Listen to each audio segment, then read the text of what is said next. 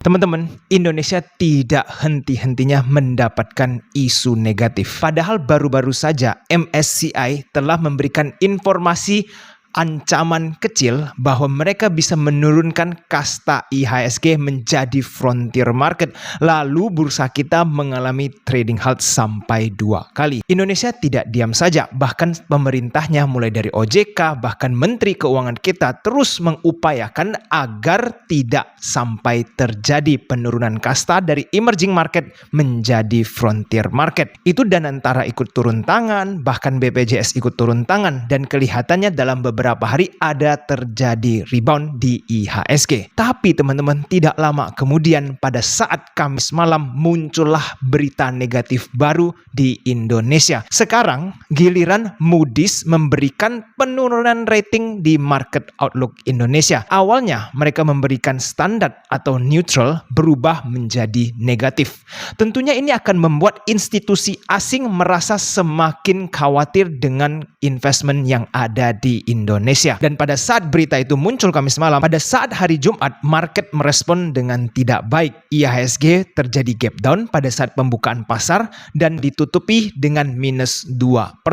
Nah, bagaimana nih ke depannya nasib Indonesia? Dari segi secondary market, saham dan investasi, MSCI merasa Indonesia kurang transparan dan masih belum bisa dianggap optimis. Bahkan institusi seperti Goldman Sachs, UBS memberikan penurunan kasta rating lagi nih, yang dari normal menjadi underweight. Tentunya hal seperti ini membuat investor di Indonesia juga semakin gelisah. Sektor real belum pulih, banyak orang yang mencoba mencari cuan di secondary market sekarang kena terpa masalah. Akhirnya bagaimana nih? Apa yang harus kita lakukan? Pertama-tama kita harus lihat dulu dampaknya terhadap negara kita. Yang pertama, kurs Indonesia. Jika IHSG terus mengalami tekanan dan jika kredit rating juga diturunkan oleh lembaga yang besar seperti Moody's, maka rupiah kita akan berpotensi terus melemah. Bahkan tidak heran kalau nanti di tahun 2026 ini bisa menyentuh angka 17.000. Tentunya pemerintah kita perlu melakukan intervensi sebelum mencapai angka titik 17.000. Dan penurunan rating dari Moody's ini tidak hanya memberikan dampak ke saham, melainkan obligasi harganya juga mulai mengalami penurunan. Karena jika investor merasa sebuah negara mendapatkan rating yang kurang baik, maka mereka akan mengurangi muatan supaya membatasi resiko, dan itu membuat obligasi kita mulai turun. ORI yang baru launching ini, yang nantinya sampai pertengahan Februari, kelihatannya juga tidak terlalu kenceng penjualannya.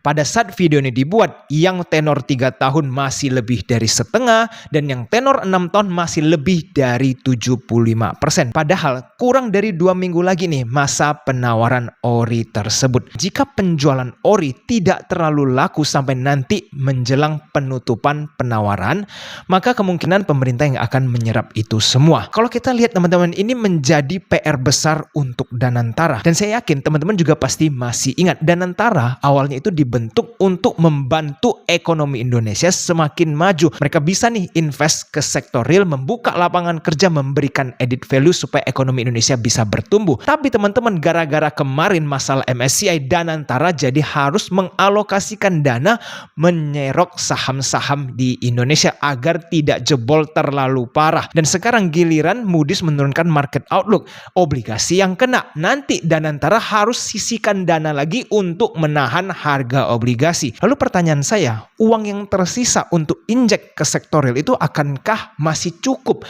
Karena proyek pemerintah itu masif sekali. Belum lagi kalau teman-teman tahu, terbaru ada muncul lagi program pemerintah yaitu gentengisasi. Kalau dari segi obligasi rakyat tidak bisa serap, dari saham asing terus keluar, maka nanti satu-satunya cara kemungkinan akan dilakukan pinjaman uang lebih besar. Nah, kalau nanti jumlah hutang semakin gede teman-teman, yang kena adalah di nilai tukar rupiah kita. Tentu ini akan menjadi PR besar untuk pemerintah kita. Lalu teman-teman, dengan kondisi market yang seperti ini, biasanya retail itu mencari-cari ada alternatif apa nih. Mau pergi ke gold atau silver, harganya lagi tinggi. Mau pergi ke kripto, teman teman-teman lihat apa yang terjadi dengan Bitcoin. Bitcoin just crash teman-teman. Jadi pada saat video ini dibuat, kripto sudah di bawah angka 70.000 dan ini semuanya masih sesuai dengan trading plan dan analisa AJ Invest. Bagi teman-teman yang belum sempat mendengarkan video saya di mana saya menjabarkan seluruh roadmap Bitcoin seperti apa, pastikan teman-teman bisa nonton video yang satu ini agar teman-teman ada gambaran strategi apa yang bisa diambil untuk mencari kesempatan cuan di saat Bitcoin sedang crash seperti ini. Posisi short saya sudah cuan 100% lebih. Mungkin teman-teman yang sudah ikutin AJ Invest selama ini masih ingat kan, saya masih ada open position short selling di Bitcoin. Dan nanti pada saat harga tertentu saya akan close posisi short saya. Semua duitnya dengan cuannya saya akan gunakan untuk buy Bitcoin dan kita tunggu sampai the next all time high baru akan saya jual. Teman-teman, kesempatan seperti ini sudah kita tunggu sangat lama, bahkan udah lebih dari 1 tahun untuk bersabar menyerok Bitcoin dan sekarang momen itu datang, crash akhirnya datang. Nah, saya akan share sedikit ada beberapa poin yang membuat potensi Bitcoin mencapai new low di tahun 2026. Bahkan potensi 2026 ini akan menjadi puncak crashnya Bitcoin. Pertama yaitu adalah Piala Dunia sudah mau mulai. 4 bulan lagi Piala Dunia akan diselenggarakan. Dan teman-teman, saya sudah pernah sampaikan bahwa sport betting itu besar sekali apalagi kalau ini Piala Dunia. Jadi mereka sudah mulai nih menyiapkan dana likuiditas agar sport betting bisa berjalan dengan lancar. Kedua, teman-teman lihat Bank of Japan itu ada potensi menaikin suku bunga di tahun 2026 ini. Dan saya juga pernah menyampaikan bahwa banyak institusi investor yang besar itu meminjam duit yen untuk dibelikan ke Bitcoin karena pada saat itu bunga Japan yen itu sangat-sangat kecil tapi sekarang sudah mendekati 1%. Tentunya kalau nanti naik lagi bunganya akan semakin besar. Mereka jadi tidak bisa meminjam terlalu besar value-nya karena bunganya akan menjadi semakin berat. Akhirnya apa? Banyak investor yang minjam yen beli Bitcoin harus trimming posisi di Bitcoin dan itu tentunya akan memberikan pressure jualan untuk Bitcoin. Kita lanjut poin yang ketiga teman-teman. Ingat nggak pada saat tahun 2024 akhir dan tahun 2025 banyak sekali institusi mulai zero Bitcoin. Mau itu ETF, banyak perusahaan mulai diversifikasi ke Bitcoin sehingga begitu banyak sentimen positif dan itu terus nge-push harga Bitcoin ke atas. Sekarang posisinya terbalik, banyak yang longsor, porto mereka pada merah dan secara aturan mereka harus mengurangi aset yang drawdown-nya sudah terlalu besar. Akhirnya apa? Pada saat Bitcoin turun di bawah 70.000 maka ada beberapa institusi yang wajib membuang posisi Bitcoin mereka karena drawdown sudah terlalu dalam untuk mengurangi resiko. Sehingga itu akan memberikan pressure lebih besar lagi terhadap Bitcoin di tahun 2026.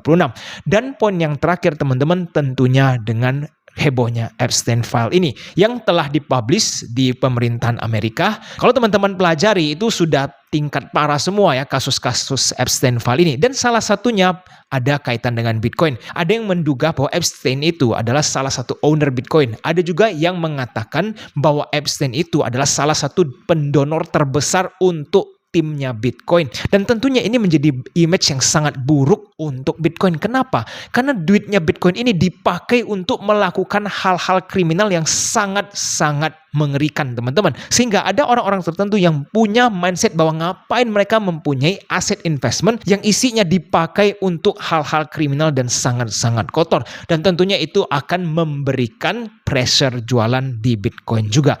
Alhasil apa? Di 2026 ini tidak ada good news apapun untuk Bitcoin. Sehingga potensi turun selalu bisa semakin dalam. Dan tentunya kita tidak ada yang tahu bottomnya di mana. Karena semua retail kepingin tahu kok bottomnya Bitcoin berapa? Kapan saya bisa hajar Bitcoin dengan masif atau bahkan all in. Yang bisa kita lakukan adalah dollar cost averaging secara bertahap. Nah, buat teman-teman yang kepingin mengetahui strategi lebih detail untuk Bitcoin, teman-teman bisa bergabung dengan komunitas AJ Invest. Karena komunitas AJ Invest tidak hanya berinvestasi di saham ataupun di obligasi. melainkan di saham Amerika dan di Bitcoin akan kita incar di tahun 2026. Dan sekarang saham Amerika mulai tertekan dan Bitcoin sudah crash. Jadi kita mulai nih perlahan-lahan masuk ke dalam Bitcoin, dan saya yakin nanti porto AJ Invest di Bitcoin akan cukup memuaskan. Untuk kuota juga sisa di bawah 150.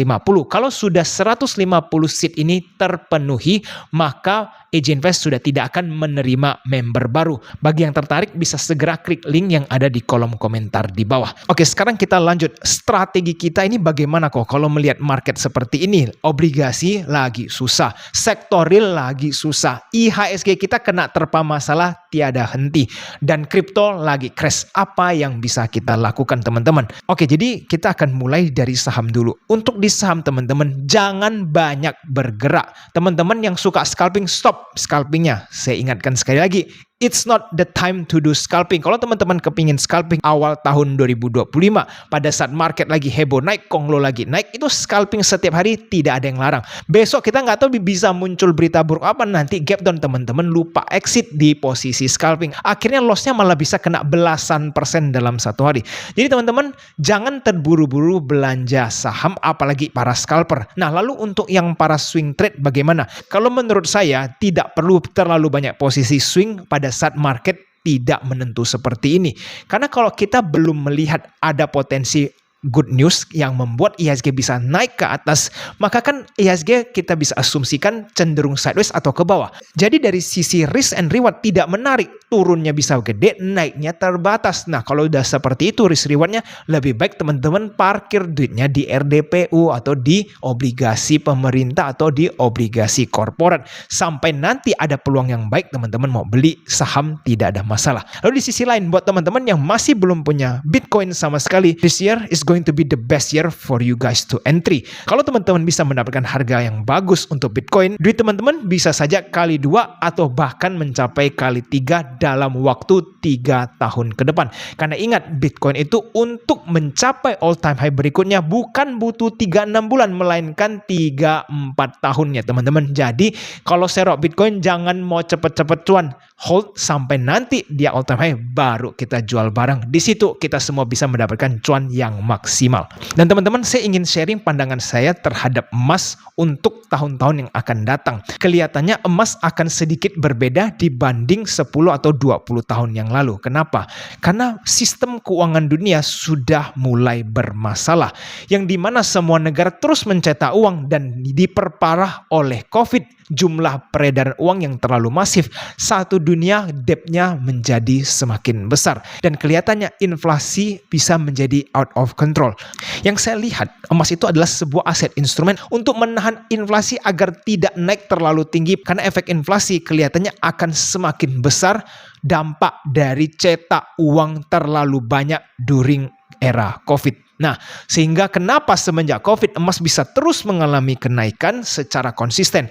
Negara Amerika belanja, negara Cina juga ikutan belanja secara rutin. Padahal kita tahu emas itu kan tidak memberikan dividen. Tetapi kalau teman-teman tidak beli emas, jika inflasi nanti naik terlalu tinggi, aset teman-teman itu jeblok semua karena barang-barang mulai mahal. Nah, hal-hal seperti ini perlu kita pahami, dan jika kita asumsikan inflasi akan terus naik semakin tinggi, maka emas kita bisa lihat sebagai store of value, bukan sebagai aset yang bikin kita cepat kaya.